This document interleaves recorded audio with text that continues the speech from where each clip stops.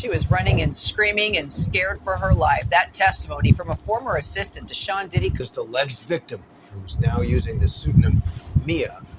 The courtroom was dead silent. Then, a woman known only as Mia dropped the most explosive testimony in Sean Diddy Combs' federal trial. What she revealed next would shake the entertainment world to its core. For years, rumors swirled about what really happened behind closed doors in Diddy's empire. Now, his former assistant is speaking out, and her words are painting a picture so dark, so disturbing, that even seasoned reporters are struggling to process it all. Lawsuit filed by R&B singer Cassie. And Cassie describing the music mogul as a vicious, cruel, and controlling man. This isn't just another celebrity scandal. This is about power, control, and alleged crimes that could put one of hip-hop's biggest names behind bars for life. The woman testifying knows secrets that Diddy never wanted revealed. And today, she's telling all. But who is this mysterious witness?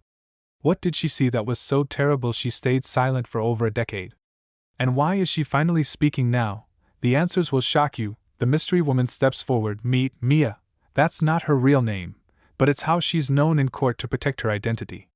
For years, she worked as Sean Combs' personal assistant, seeing everything that happened in his world. She was there for the parties, the business deals, and according to her explosive testimony, much darker moments that no one was supposed to witness. Insiders say Mia was like family to Diddy's inner circle. She had access to his homes, his private life, and his relationship with singer Cassie Ventura. She was trusted with his deepest secrets. But that trust, she claims, came with a terrifying price. In court, Mia's voice dropped to barely a whisper as she began sharing details that had been buried for over 10 years. Her testimony wasn't just about what she witnessed, it was about what allegedly happened to her personally. But the most shocking revelation was still to come. According to Mia's testimony, the first incident happened at Diddy's 40th birthday party in New York. She was new to the job, just trying to do well and impress her famous boss. That night would change everything. She testified that Diddy called her into the kitchen, told her she was doing great work, and offered her 2 shots of alcohol. Being young and wanting to fit in, she accepted. But what happened next, she says, was something she never saw coming. Sources close to the case suggest this was just the beginning of a pattern that would continue for years. The testimony reveals a side of Diddy that the public never knew existed, and this was only the first of many alleged incidents. The allegations that stunned the courtroom, what Mia revealed next had even experienced court reporters taking breaks. She testified that Diddy allegedly sexually assaulted her multiple times during her employment. Each incident, she said, was unexpected and left her feeling trapped and terrified. The details are too graphic for us to share completely, but legal experts say her testimony was incredibly specific and compelling. She described incidents at his New York apartment, his Los Angeles home, and various hotel locations. One particularly disturbing allegation involved Mia being woken up in the middle of the night at Diddy's LA mansion. She testified that she wasn't allowed to lock her bedroom door, and that Diddy allegedly climbed on top of her while she was sleeping. Industry insiders whisper that these allegations explain why so many former employees signed strict confidentiality agreements. Was this part of a larger pattern of silencing potential witnesses? But why didn't she speak up sooner? The answer reveals something even more sinister. Mia's testimony revealed the psychology of fear that allegedly kept her silent for years. She told the court she didn't think she could say no to Diddy about anything, not even a sandwich, let alone something much more serious. I couldn't tell him no about anything, she testified, her voice breaking. There's no way I could tell him no. She explained that she believed Diddy would fire me and ruin my future and somehow twist the story into making me look like a threat. But it wasn't just about her career. She was genuinely afraid for her physical safety. The reason she stayed quiet reveals the true extent of Diddy's alleged control, the culture of fear and control. According to Mia's explosive testimony, working for Diddy meant living in constant fear. She described a workplace where violence and intimidation were allegedly used to maintain control over everyone in his orbit. She testified about witnessing Diddy throw objects at her, computers, phones, even food. One incident involved him allegedly throwing a computer at her head on a music video set because the Wi-Fi wasn't working properly. But sources suggest the physical violence was just one tool in a larger system of control. Mia testified that Diddy would alternate between treating her like his best friend, and then like a worthless piece of crap. Legal experts say this kind of testimony is crucial for prosecutors trying to prove their racketeering case. They need to show a pattern of criminal behavior, not just isolated incidents. But Mia wasn't the only one allegedly suffering in Diddy's world. Perhaps the most damaging part of Mia's testimony was what she witnessed happening to Cassie Ventura, Diddy's former girlfriend and the prosecution's star witness.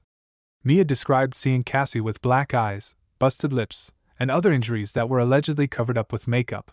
She testified about a terrifying incident in Turks and Caicos where Cassie allegedly ran into their room screaming, "You gotta help me! He's gonna kill me!" Mia said they'd barricaded the door with furniture before escaping to hide on the beach.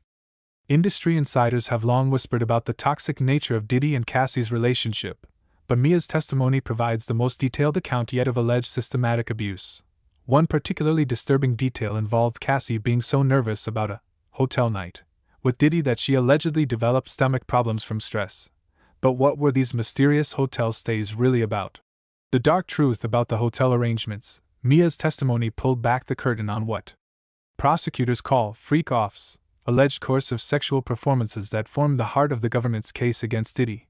She testified that it was her job to set up hotel rooms for Diddy and Cassie, stocking them with baby oil, personal lubricant, and candles. She had to make sure the candles were white, and if they were Glade brand, the labels had to be removed. After these hotel stays, Mia testified, she was responsible for cleaning up what she described as nightmare scenes. She said rooms would be covered in baby oil, candle wax, and sometimes blood, which Diddy allegedly claimed was from Cassie's period. Legal experts say this testimony directly supports the prosecution's sex trafficking charges. They're arguing that Diddy used his power and influence to coerce women into these situations. But the most shocking detail about these arrangements was still to come. Sources close to the investigation suggest that Mia's testimony about the hotel cleanups provides crucial evidence for prosecutors. She described having to do sweeps of the rooms to make sure housekeeping staff couldn't find anything that might be sold to tabloid media. This attention to covering up evidence, legal experts say, shows consciousness of guilt. If these were consensual encounters, why the elaborate cleanup procedures? Mia testified about another assistant who allegedly suspected Diddy had hit Cassie. According to her testimony, this employee was quickly fired after expressing her concerns to Diddy's chief of staff. She said Diddy later told her that if this former employee filed a lawsuit, Mia would have to testify against her and say whatever Diddy wanted her to say. This testimony suggests a systematic effort to silence potential witnesses and maintain control over the narrative. The question remains, why is Mia speaking out now, breaking the silence, after years of alleged intimidation and fear? What finally convinced Mia to come forward? Her emotional testimony provides some answers, but insiders suggest there's more to the story. Mia told the court that she initially didn't think reporting sexual assault was even an option. She said she didn't understand that you had to tell the bad things that happened to you if nobody else saw. She described the alleged assaults as the most shameful thing of my life and the most traumatizing, the worst thing that's ever happened to me. But she also said she felt a moral obligation to speak out, adding that when you're scared into silence, these things continue to happen to others. Legal experts suggest that the #MeToo movement and changing attitudes about sexual assault may have given victims like Mia the courage to finally speak up. However, her decision to testify wasn't without risk. Sources close to the case suggest that Mia's decision to testify was incredibly difficult and came with significant personal cost. She's had to relive traumatic experiences in front of a packed courtroom and media attention. But prosecutors apparently convinced her that her testimony was crucial to stopping what they allege was a pattern of criminal behavior that affected multiple victims. The emotional toll was visible in court, with Mia wiping away tears as the jury was dismissed and frequently having to pause to compose herself during testimony. Now the question becomes, what impact will this testimony have on the case? The racketeering connection. Legal experts say Mia's testimony is particularly important for the most serious charge Diddy faces: racketeering conspiracy. This charge requires prosecutors to prove he was running a criminal enterprise, not just committing individual crimes. Her testimony about the culture of fear, the systematic cover-ups, and the involvement of multiple employees helps paint the picture of an organization allegedly built around criminal activity. Former prosecutor Imran Ansari told reporters that Mia's testimony is key to the prosecution because it corroborates what other witnesses have said and shows a pattern rather than isolated incidents. But defense attorneys argue that this testimony shows individual bad behavior rather than organized criminal enterprise. They suggest that witnesses might be motivated by the celebrity lifestyle and potential financial gain. The stakes couldn't be higher for both sides. If convicted on all charges, including racketeering, sex trafficking, and transportation for illegal activity, Diddy could face life in prison. The prosecution has spent weeks building their case with testimony from over 20 witnesses. But the defense hasn't presented their case yet, and they've indicated it might be longer than originally expected. Sources suggest they plan to challenge the credibility of key witnesses and argue that relationships were consensual. Legal experts say the defense faces an uphill battle given the detailed and corroborating testimony from multiple witnesses. As this explosive trial continues, one thing is certain. What happens next? With Mia's testimony continuing into Friday and the defense case still to come, this trial is far from over. Insiders suggest there could be more explosive revelations ahead as additional witnesses take the stand. The prosecution appears confident in their case, with each witness building on the previous testimony to create a comprehensive picture of alleged systematic abuse and criminal enterprise. But Diddy's legal team, led by experienced defense attorney Mark Agnifilo, isn't giving up. They've suggested that the government's case relies too heavily on disgruntled former employees and accusers with potential financial motivations. The jury will ultimately have to decide whether the testimony they've heard proves guilt beyond a reasonable doubt on charges that could send Diddy to prison for life. The entertainment world is watching closely. This case represents more than just the potential downfall of a music mogul. It's being seen as a test of whether powerful figures in the entertainment industry can be held accountable for alleged crimes against those who work for them. Industry insiders say the outcome could have far-reaching implications for how power is exercised in Hollywood and the music business. For Mia and the other witnesses who have chosen to speak up, the trial represents a chance for justice after years of alleged silence and fear.